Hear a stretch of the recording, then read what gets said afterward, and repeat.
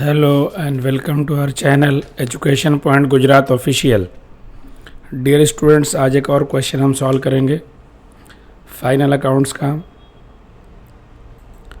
Question number हमारा अगला होगा क्वेश्चन 15। तो सबसे पहले हम क्वेश्चन पढ़ लेते हैं। हमारा क्वेश्चन है, with consideration of following trial balance and adjustment of Harsh and Yasha prepare final accounts for the year ending 31st March 2017 of their firm। that is accounts दिया हुआ है, by name of accounts सब दिया हुआ, that is ये statement format में दिया हुआ है, डेबिट क्रेडिट एक साथ दिया हुआ अमाउंट। तो हम पूरा देख लेते हैं। कैपिटल एंड ड्राइंग्स हर्ष यशा goodwill patent and trademark receivable and payable accounts of goods. ये जो अकाउंट्स ऑफ गुड्स है that is a purchase and sales है। Machine opening stock furniture goods return account, that is जो debit है वो sales return है और जो क्रेडिट है वो परचेज रिटर्न है। Wages depreciation on furniture stationery and printing building. Legal charges cash balance railway freight insurance premium bills, that is debit वाला बिल्स रिसीवेबल, क्रेडिट वाला bills payable. Postage and expense bad debt and bad debt reserve, debit वाला bad debt, credit वाला bad debt reserve. Discount debit वाला discount allowed और and credit वाला discount received. Stamp on hand and bad debt return, debit वाला stamp on hand and bad debt return is credit वाला है।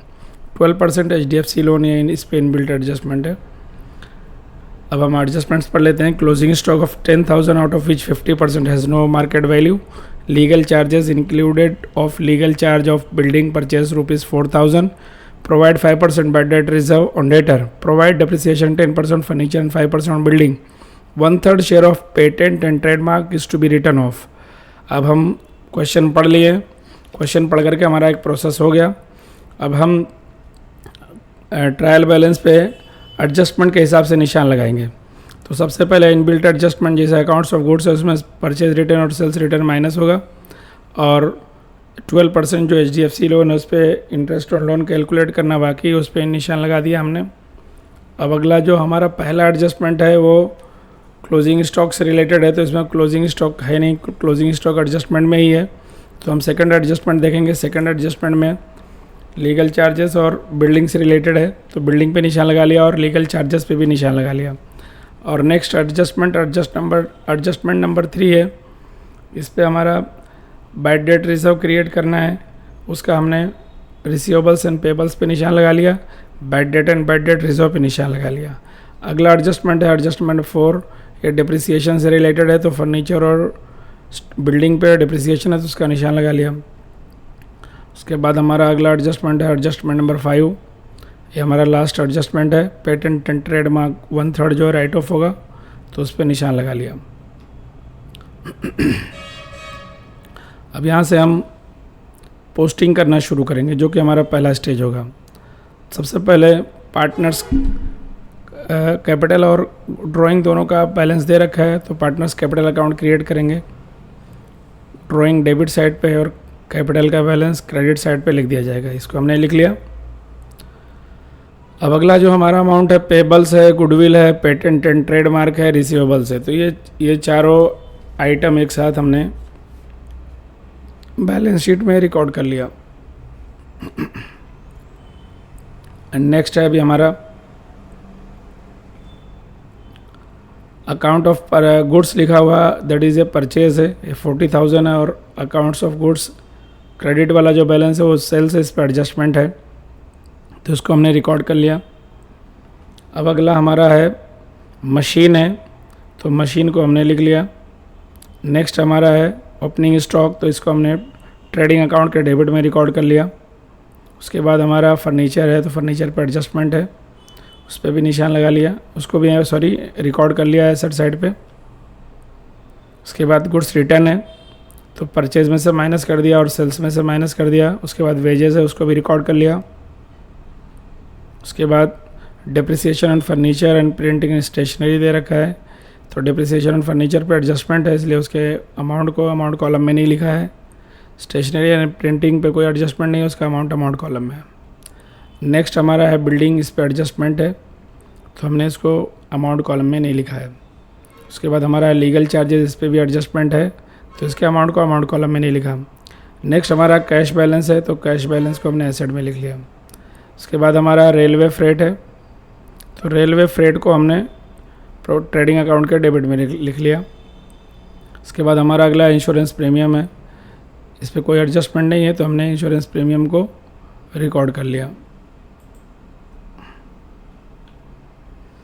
उसके बाद हमारा है बिल्स पेबल और बिल्स रिसीवेबल तो इसको हमने रिकॉर्ड कर लिया। उसके बाद नेक्स्ट हमारा पोस्टेज, बैड डेट और ओल्ड बीडीआर, डिस्काउंट, ये सब एक साथ दे रखा है तो हमने और उसको हमने पूरा प्रॉफिट एंड लॉस अकाउंट में जहाँ जो डेबिट वाला डेबिट साइड और जो क्रेडिट वाला उसको क्रेडिट साइड पे रिकॉर्ड कर लिया। उसके बाद हमारा अगला आता है स्टैम्प ऑन हैंड, ये एसेट साइड में आएगा तो स्टैम्प ऑन हैंड जो है एसेट साइड पे हमने रिकॉर्ड कर लिया। उसके बाद एक है बैड डेट रिटर्न, या प्रॉफिट एंड लॉस अकाउंट के क्रेडिट साइड पे आएगा तो उसको हमने क्रेडिट पे रिकॉर्ड कर लिया। नेक्स्ट है हमारा 12% HDFC लोन तो उसको हमने लाइबिलिटी साइड पे रिकॉर्ड कर लिया। इस पर एडजस्टमेंट है इसलिए हमने इसको मतलब अमाउंट कॉलम में उसके अमाउंट को नहीं लिखा। यहाँ से हमारा पहला स्टेज कंप्लीट हो जाता है। अब हम नेक्स्ट स्टेज पे चलेंगे। अगला स्टेज है एडजस्टमेंट के हिसाब से इफेक्ट डालना। तो हमारा पहला है क्लोजिंग स्टॉक। क्लोजिंग स्टॉक का अमाउंट दिया 10,000 लेकिन उसमें आगे लिखा हुआ 50% हैज़ नो मार्केट वैल्यू तो 50% ही कंसीडर होगा तो क्लोजिंग स्टॉक की वैल्यू 5,000 होगी। अगला जो हमारा एडजस्टमेंट उसका सेकेंड इफेक्ट एसेट साइड में हमने लिख लिया। उसके बाद अगला हमारा जो लीगल चार्जेस है तो लीगल चार्जेस में बिल्डिंग का लीगल चार्जेस है वो उसमें लीगल चार्जेस में इंक्लूड कर दिया था, उसको हम माइनस करेंगे। इसका सेकंड इफेक्ट एसेट साइड में प्लस होगा, ये हमने कर लिया, दोनों इफेक्ट लिख लिया। उसके बाद अगला हमारा है न्यू बीडीआर कैलकुलेट करने के लिए रिसीवेबल्स पे दैट इज़ डेटर पे इसको कैलकुलेट कर लिया। इसका second effect profit and loss account के बैड डेट में प्लस हो जाएगा तो हमने बैड डेट में प्लस कर दिया। नेक्स्ट हमारा है डिप्रिसिएशन है फर्नीचर का तो उस पर उसका कैलकुलेट कर लिया। एक्चुअली 10% करने के लिए बोला है तो हम 10% डिप्रिसिएशन कर लेंगे। पहले से डिप्रिसिएशन दिया हुआ था तो जितना दिया था उसके हिसाब से और बाकी करना था उतना कर लिया। और डिप्रिसिएशन और बिल्डिंग था उस पर भी हमने कर लिया। आउटस्टैंडिंग इंटरेस्ट कैलकुलेट करना था इनबिल्ट एडजस्टमेंट का, उसका भी हमने कैलकुलेट कर लिया। ये तीनों का इफेक्ट एक साथ प्रॉफिट एंड लॉस अकाउंट के डेबिट साइड पे हम लिख देंगे। Additional depreciation that is 30 rupees का डिप्रिसिएशन ऑन फर्नीचर में ऐड कर दिया। डिप्रिसिएशन ऑन बिल्डिंग लिख लिया। पेटेंट रिटर्न ऑफ लिख लिया एंड इंटरेस्ट ऑन लोन भी 900 हमने इफेक्ट डाल दिया।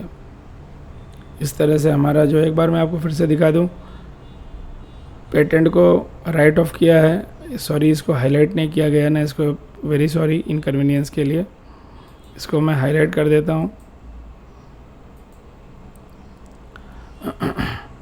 तो इस तरह से हमारा पूरा प्रोसेस हो गया और यहाँ से हमारा जो है सेकंड स्टेज भी कंप्लीट हो गया। अब हमारा थर्ड स्टेज आएगा। थर्ड स्टेज में क्या होता है, अकाउंट्स का बैलेंस करना है तो हम पहले ट्रेडिंग अकाउंट को बैलेंस करेंगे। तो हमने टोटल कर लिया। क्रेडिट साइड पे हमारा आया 86,750 और डेबिट साइड में से माइनस किया तो हमारा ग्रॉस प्रॉफिट आया 41150। इसका second effect profit and loss account के क्रेडिट में आएगा तो हमने प्रॉफिट एंड लॉस अकाउंट के क्रेडिट में लिख लिया। इसका टोटल किया तो हमारा नेट प्रॉफिट आया 30270। इसको हमने इसका कोई रेशियो दिया हुआ नहीं है तो इक्वली डिस्ट्रीब्यूट कर दिया हमने पार्टनर को।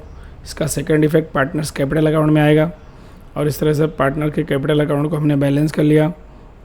अब इसका सेकंड इफेक्ट जो है हम बैलेंस शीट में लेकर के जाएंगे, लायबिलिटी साइड पे रिकॉर्ड करेंगे और इस तरह से एसेट और लायबिलिटी को टोटल करेंगे और इस तरह से हमारा क्वेश्चन टैली हो गया। यहाँ से हमारा प्रोसेस कंप्लीट हो जाता है, हमारा क्वेश्चन यहाँ कंप्लीट हो जाता है। Thanks for watching this video. अगर आपको वीडियो अच्छा लगा हो तो प्लीज़ हमारे चैनल को सब्सक्राइब करिए, वीडियो को लाइक करिए और अपने दोस्तों में ज़रूर शेयर कीजिए। Thanks for watching once again.